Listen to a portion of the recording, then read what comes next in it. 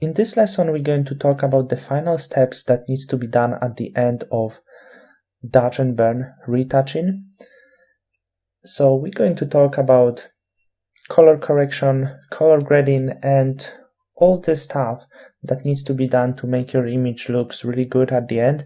Even though color correction seems to be not connected to as a part of dodge and burn, you're going to see that it's still some kind of dodging and burning. At least I'm calling this as a kind of dodging and burning, because still we operate by color, by amount of light that we want to apply, and still we're going to set up amount of light for the colors, still we're going to work with the contrast, and as you know, dodge and burn is a lot about contrast. So I'm going to show you what I do, and also probably you're going to see the connections between color corrections and dodging and burning. Before we go to color correction, I'm going to show you one thing that is really good to do before you finish, and that thing won't be actually connected to dodge and burn, but this is something you have to be aware. I don't want you to skip some steps when you're going to do your retouching, and also by adding some additional things to this course, it can make your retouching much better. So before I will go to the end, I'm going to create a stamp on the top. I'm going to press Alt or Option, Control Command Shift and E to create this stamp. As you can see, the file is quite big at the moment, so it comes that everything is really slow.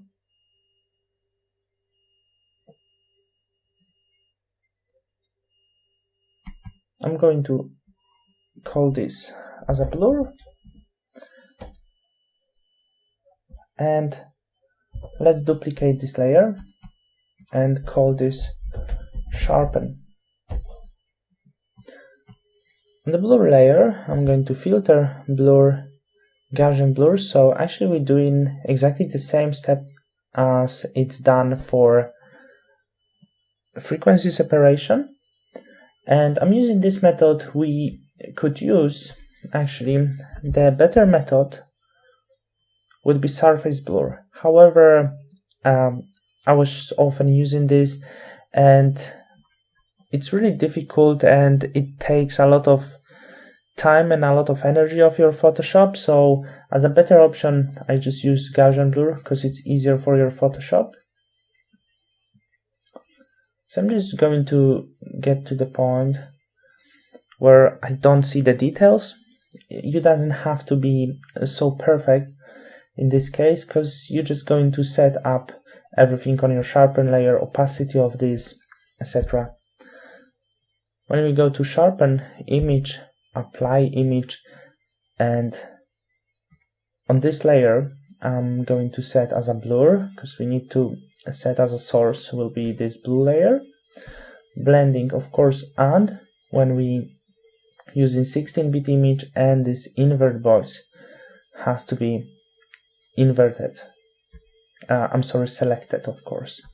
Hit OK, and now I don't need this blur layer anymore. And on this layer we can set vivid light or linear light, whatever you feel better. And as you can see, we brought up some of the sharpness, and you're going to see this even better when we zoom this in, before and after. For my taste, is way too much. I'm going to create layer mask on this and invert this layer mask, because I don't want to apply this to all of the image. And with soft edged brush, and of course soft flow, I'm just going to paint on a few areas that I want to bring up this sharpening. A little bit on the eyes. Why I'm doing this? Because I wasn't doing this before. I didn't split this area, so I'm going to do this now. Just a bit of sharpen for the eyes. It's going to make them really clear. And I'm going to sharpen the areas of the face that doesn't have itself so much sharpening. So of course it will be forehead, a little bit here. I'm not going to sharpen hair because it's going to look fake. And the main idea is to sharpen the skin a little bit. If you feel you overdo something, just change to black color and just bring back the values you want actually. Be really careful. As you can see, at this level I'm doing, it's quite clear. So you just have to look at your image to control everything and apply as much sharpen as you feel is necessary. Of course, there's always some standard. Don't do this crazy, don't be crazy with sharpen. Just where you need this.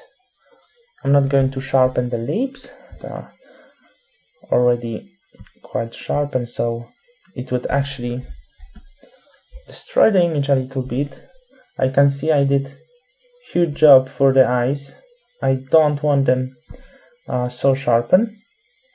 Also huge job for the skin. So what I'm going to do, just invert this, soften flow, and I'm just going to take down some of this sharpen from the eyes. It's a bit too much for my taste, of course. You can have a look how the mask looks like. So yeah, on the eyes I applied really a lot. I have to say too much. So let's take it down.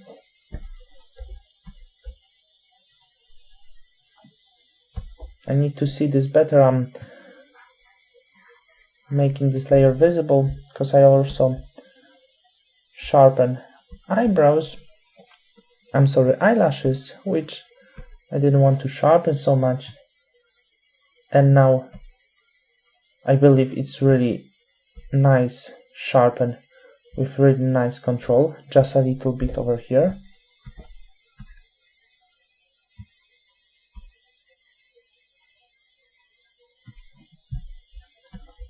So the skin looks really nice. We have really good skin texture over here. Let's have a look.